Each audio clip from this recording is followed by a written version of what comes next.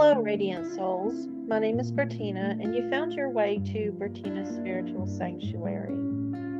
This is a place for women navigating the mystical, the messy, and meaningful moments of life. In this episode, we're leaning into something that we often avoid, the feeling of being stuck. This isn't just about lacking motivation, it's about feeling disconnected from joy or even your purpose. Knowing that there's something more, but not knowing how to get there. Feeling exhausted after resting, and then wondering, is this just how life is now? Today, we're going to gently unravel this together. We're going to look at insight into why you feel stuck emotionally, spiritually, energetically, and physically. We're going to try to understand the deep fatigue that so many are silently carrying. So many that are carrying, especially since the last 4 or 5 years since the pandemic. And then we're going to look at tools, practices, rituals, books, and journal prompts to help guide you on your next steps. So, what I would like for you to do, whether you're listening in your car, soaking in the tub, walking in the woods, or just curled under a blanket, I invite you to make this episode a personal ritual. Bring your tea, your journal, and your open heart. So, welcome as we look at when everything feels stuck and begin a sacred journey back to flow, a deep dive with me today.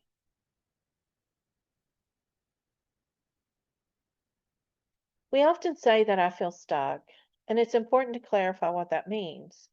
For some of us, it can be just a lack of inspiration. You just don't are not inspired right now. There isn't anything that is exciting you. It could be indecision or even procrastination.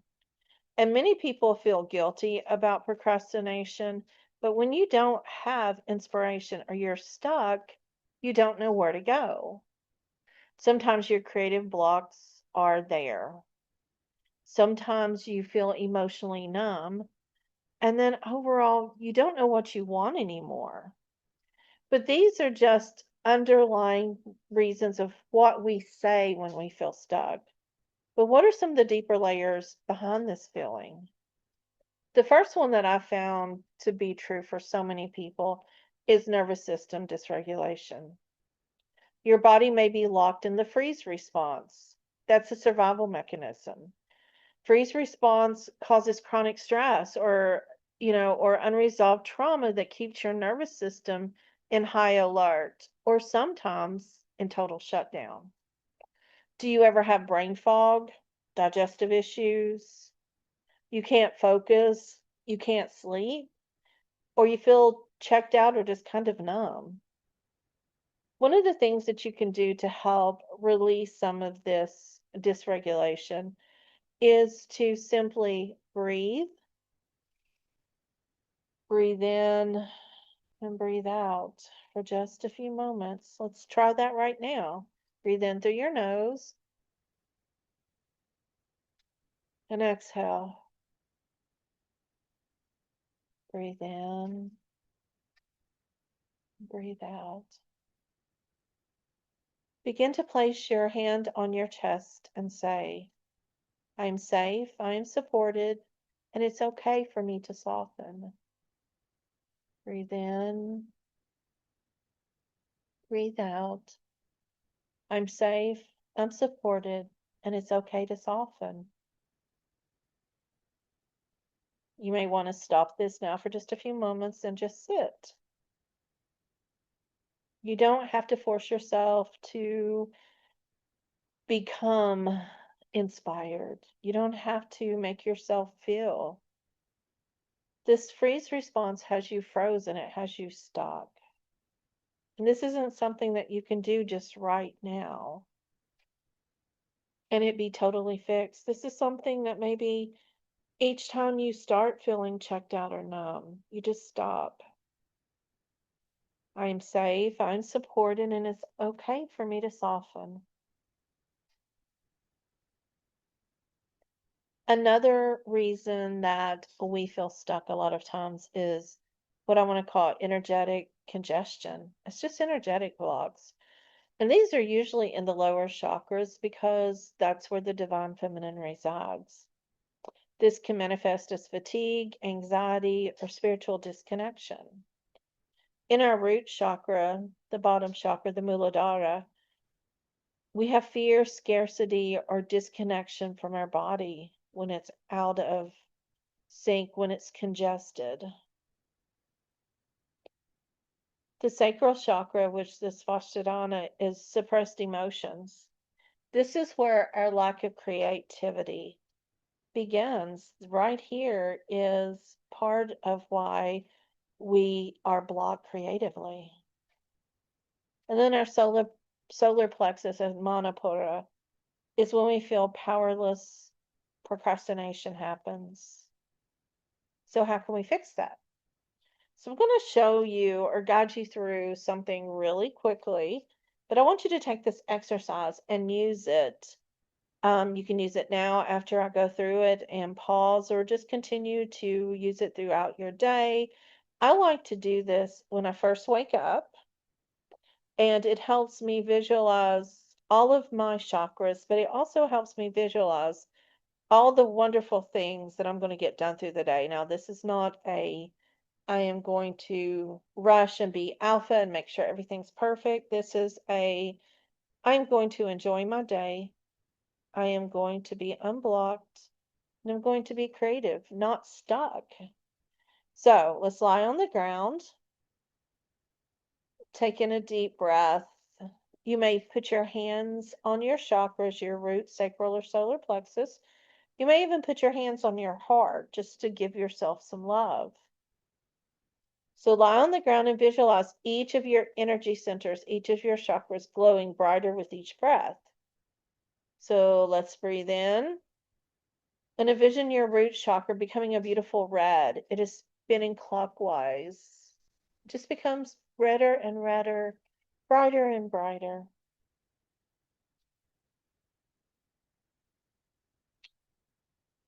You begin to release fear. You begin to connect with your body. Bring your attention up to your sacral chakra. That's just below your belly button. And you're just going to release emotions. As you breathe in, just breathe in.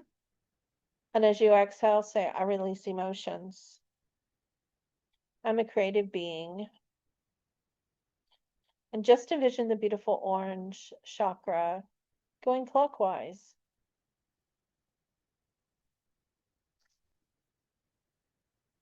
And then bringing your attention up to your solar plexus. This beautiful yellow, this beautiful sunshine releases any powerlessness that you feel, any procrastination, and you begin to become inspired. You begin to feel in control of yourself.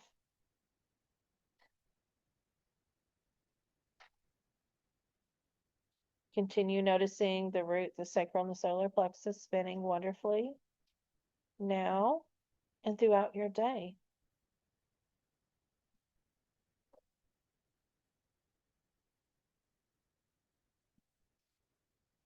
Again, if you would like to stop and practice this, just hit pause. There's no rush. And speaking of no rush, a lot of times emotional suppression occurs. We are often taught to move on before we're ready. Grief, anger, and even joy becomes trapped if it's unexpressed. We avoid difficult conversations. We hold back tears. We minimize our own pain. I want you to ask yourself, what feeling have I not made space for? Take a moment to write it down. Name it. Let it be seen. What feeling have you not made space for? That feeling stays stuck in you. And that emotional suppression does not allow you to feel joy. It does not allow you to move forward. It makes you feel stuck. Think about the feeling that you haven't made space for. And as you look at it, take a moment to feel it. if it's appropriate and if you feel safe. Laugh, cry, scream, release it.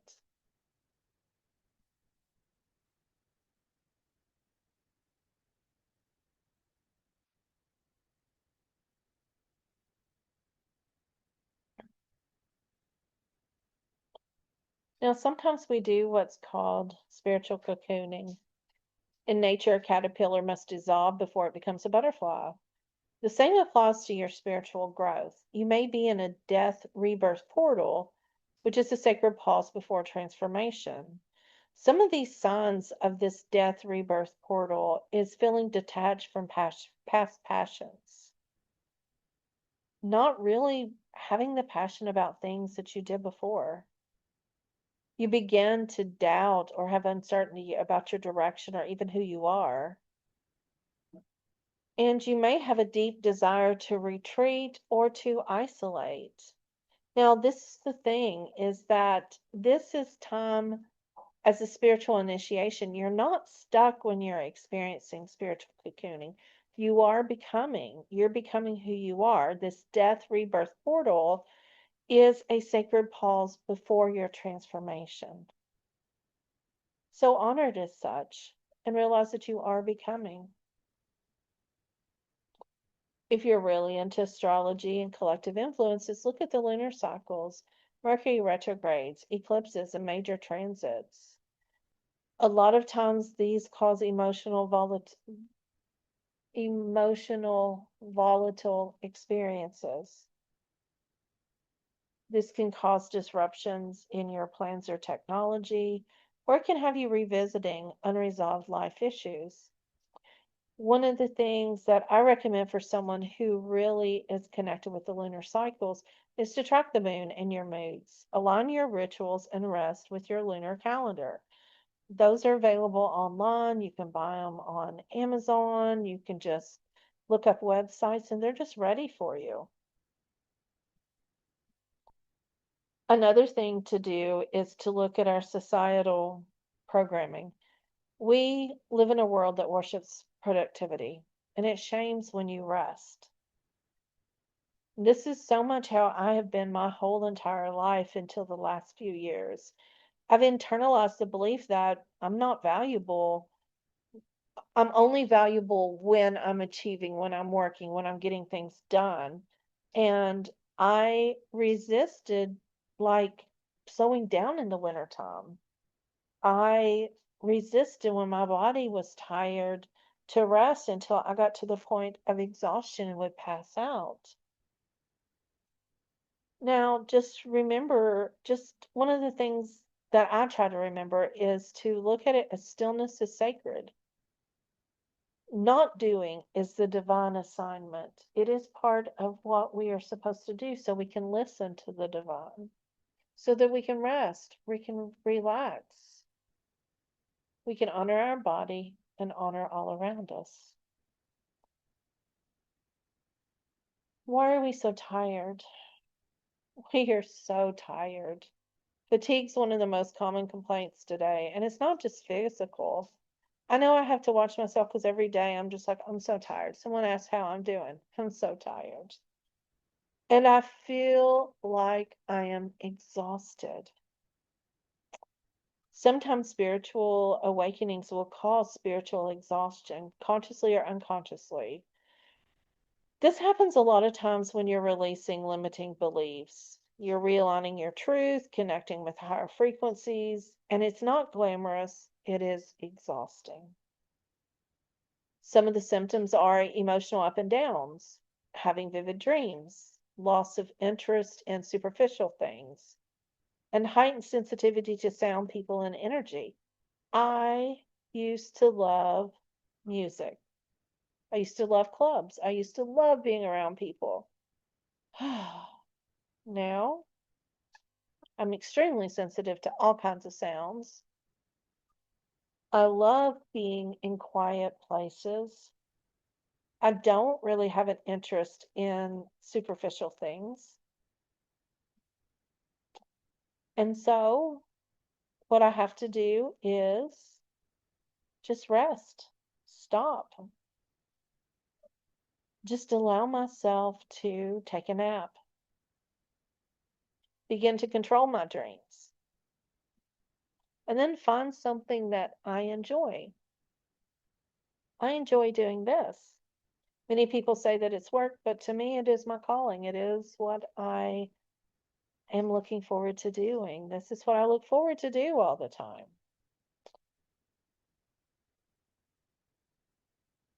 Sometimes the spiritual exhaustion leads to mental overload. So much about the news and social media and having to make decisions and overcommitting is really rough. Take a day, just one day a week, unplug from tech, unplug from work, and just be. It may be chilling on the couch, it may be meditating, it may be just doing some yoga, walking outside, laying on your partner's lap on the couch. That's probably one of my most favorite things. But rest. I know so many of you all also are having caregiver burnouts. You're supporting aging parents, you have children, you have clients, you have students, you have community responsibilities, and you're not getting enough rest. It is okay to do these things, but just make sure that you ask yourself every day, what can I give back to myself today? Is it a bubble bath? Is it reading a book? Is it saying no to certain responsibilities? This, on top of hormonal and biological shifts, are really hard, especially for women over 35. Fatigue can be tied to perimenopause or even menopause, thyroid imbalances, adrenal depletion, and poor sleep. Some of the things that you can do is support your body with rest. I sleep so much better. This is not doctor's advice. This is just something that I do. I have magnesium oil that I spray on the bottom of my feet. I have neuropathy. Before I found this magnesium oil, I would cry. I couldn't sleep because my feet hurt so bad. I couldn't sleep at all. I was up every hour or two, hot sweats, all of that. And now I just spray so much magnesium on my feet and I'm asleep in 5 minutes.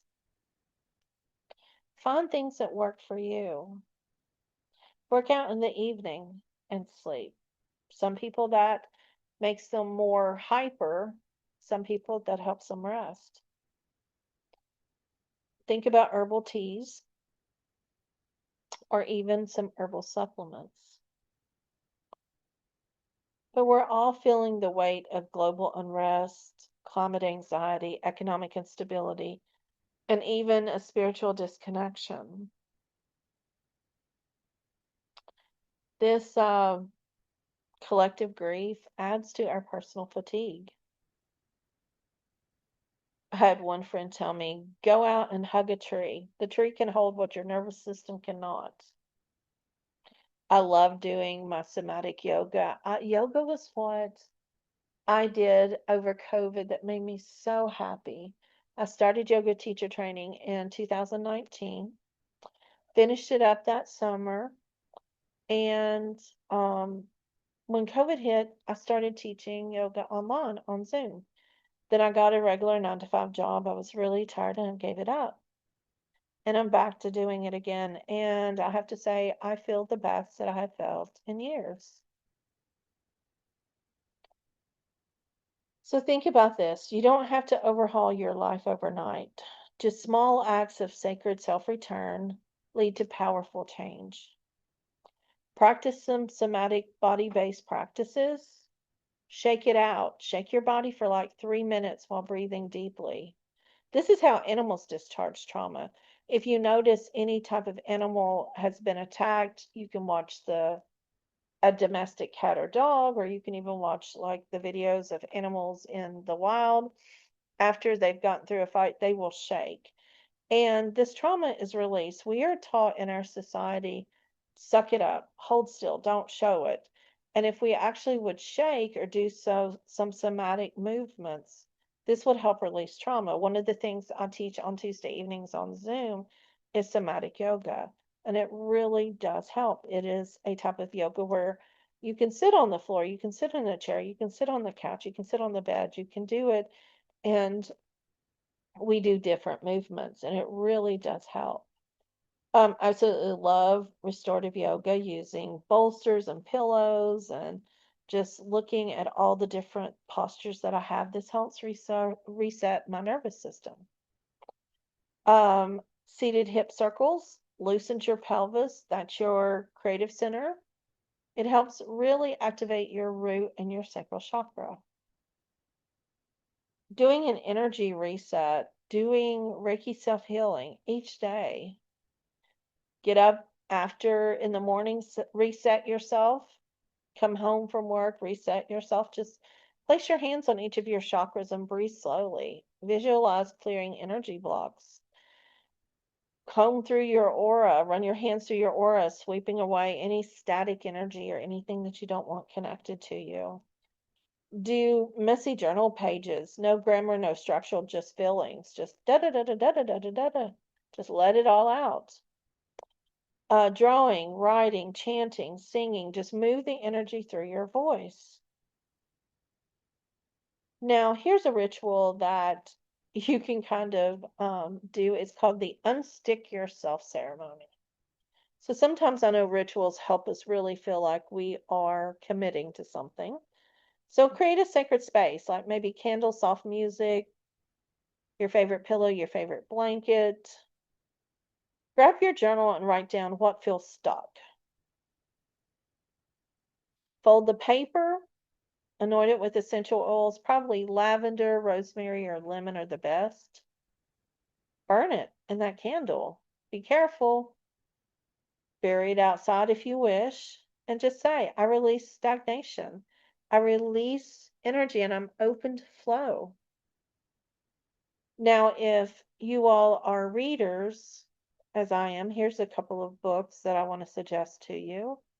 The Mountain is You by Brianna West. That talks about self-sabotage. It's a book on shadow work and a book on personal transformation. Women Who Run with Wolves by Clarissa Pinkola Estes. This is about feminine archetypes, myth, and reclaiming wildness. This is really good for me, younger mothers, maidens. It's very high energetic, so if you're in that type of archetype level at that time, it's really good. Rest is Resistance by Tricia Hersey. She's over the Nap Ministry. I love this. It's Rest is Revolution. It's reclaiming your body from hustle culture, just resting. Burnout by Emily and Amelia Nagoski. And it's how women can complete the stress cycle and find true rest or burn out. And the last one's The Energy Codes by Dr. Sue Morter. It's quantum practices that help unlock your healing, help with soul alignment. It's a really good book that if you are trying to find who you were, is really good. So if you haven't already, get out your journal because I'm going to give you 5 journal prompts to kind of help you with inner clarity. You can use these as mirrors for your inner world. Don't rush. Sit with each one as a meditation. So, you can play this over, you can stop it, you can journal, you can start back. So I'm just going to read through these and you could do however you wish. So, number 1, where am I feeling most stuck and what is it teaching me? 2, what emotions have I been avoiding? 3, if I could change one thing today, what would it be?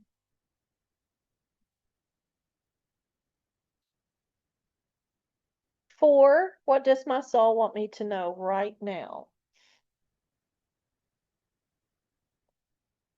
And 5, what outdated version of me am I still clinging to?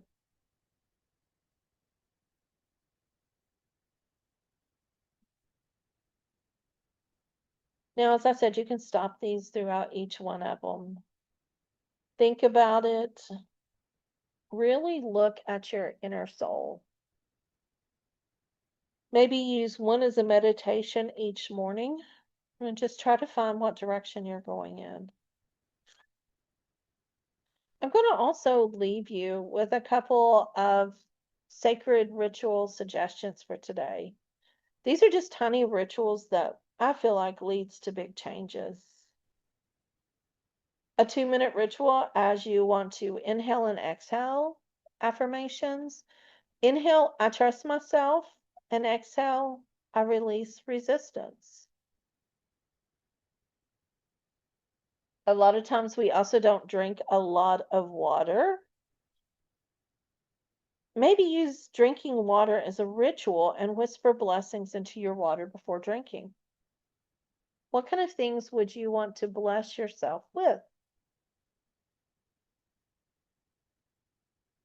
You may want to give an offering to nature, like leave a flower or crystal or a note under a tree with your prayers of what is it you wish or how is it that you wish to be unstuck. Many people like to write letters, so write a letter to your future self, describing how you feel when you've moved through this. But the one thing to do is shift the energy in your home. Rearrange a shelf, clear a drawer, clean out anything that's stuck. Because moving things in your home helps move energy. I know my hubby gets mad and says, "You're moving stuff all the time." Yes. When I am trying to find inspiration or I feel stuck, I move things all the time. So remember, stuckness is not your enemy. It's a signpost, it's a message, it's a cocoon, a teacher. And sometimes life isn't asking you to leave, it's asking you to listen.